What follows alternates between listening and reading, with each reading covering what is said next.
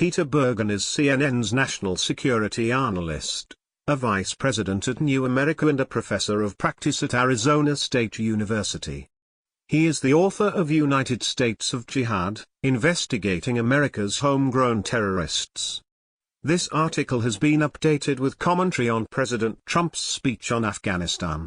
CNN, the seriously deteriorating situation in Afghanistan, and what to do about it, is a deeply personal issue for Trump's top national security advisors and generals. In the months after the 9/11 attacks, Trump's Secretary of Defense, retired Marine four-star General James Mattis, led the deepest assault from a ship in Marine Corps history near the key Taliban city of Kandahar in southern Afghanistan. Trump's top military advisor, the chairman of the Joint Chiefs Marine General Joseph F. Dunford, was the commanding general in Afghanistan in 2013. And General John Kelly, the retired four-star Marine general who is now Trump's chief of staff, lost a son in Afghanistan, 29-year-old Marine First Lieutenant Robert Kelly, who was killed by a landmine there in 2010. 4 days after his son's death, in a speech in St. Louis, Kelly said that the United States war against jihadist terrorists will go on for a very long time. The American military has handed our ruthless enemy defeat after defeat, but it will go on for years, if not decades, before this curse has been eradicated, he said at the time. So when it came to developing a new strategy for Afghanistan, the generals brought a degree of commitment to the longest war in U.S. history that their commander-in-chief, at least initially, did not share. The generals had a different view of what was at stake. All of them experienced the visceral sense that U.S. forces leaving Iraq at the end of 2011 helped pave the way for the collapse of the Iraqi army in the face of ISIS's campaign in Iraq in 2014. None of them wanted the same scenario to play out in Afghanistan, where the Taliban is at its strongest point since 9/11 and a virulent local affiliate of ISIS has established itself. These Marine generals also know how hard-fought were the battles in the southern Afghan province of Helmand, where 349 Marines died in a campaign that began there in 2009 and ended in 2014. Monday night, President Trump delivered an unusual prime-time address from Fort Myer in Arlington, Virginia, about what his Afghanistan and larger South Asia strategy will be.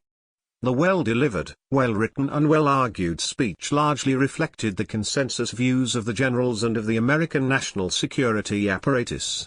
As President Trump conceded in the speech, "My original instinct was to pull out. And historically, I like following my instincts." But Trump acknowledged that a hasty withdrawal would create a vacuum for terrorists, including ISIS and Al-Qaeda, would instantly fill, just as happened before September 11th. And as we know, in 2011, America hastily and mistakenly withdrew from Iraq. As a result, our hard-won gains slipped back into the hands of terrorists. Trump also had stern words for Pakistan, a common theme of the American military. Pakistan often gives safe haven to agents of chaos, violence and terror.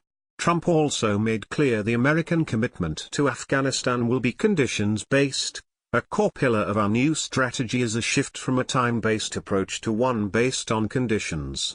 I've said it many times how counterproductive it is for the United States to announce in advance the dates we intend to begin or end military options. This was an implicit criticism of the Obama administration's approach to Afghanistan. President Obama surged tens of thousands of additional U.S. troops into Afghanistan in 2009. But he also simultaneously announced their withdrawal date. The Trump administration isn't planning to repeat what it sees as a grave mistake. But he also said, "America will work with the Afghan government as long as we see determination and progress. However, our commitment is not unlimited, and our support is not a blank check." Both these options were on the table as the Trump National Security Team discussed the options in Afghanistan. Those options were being pushed, in part, by Trump's chief strategist Stephen Bannon, who was forced out of the White House on Friday. For these reasons, privatizing the Afghan war and outsourcing it to contractors or withdrawing completely were really non-starters during the war cabinet's deliberations on Afghanistan. The United States' key strategic goal in Afghanistan is to prevent the country from being taken over by jihadist groups such as the Taliban, Al-Qaeda and ISIS, allowing the country to be once again used as a launching pad for attacks against the United States and its allies, as it was on September 11, 2001. Trump's top national security advisors and generals understand both the stakes and the costs of the Afghan war well, because they have been personally deeply affected by it. In the end, Trump came around to their view.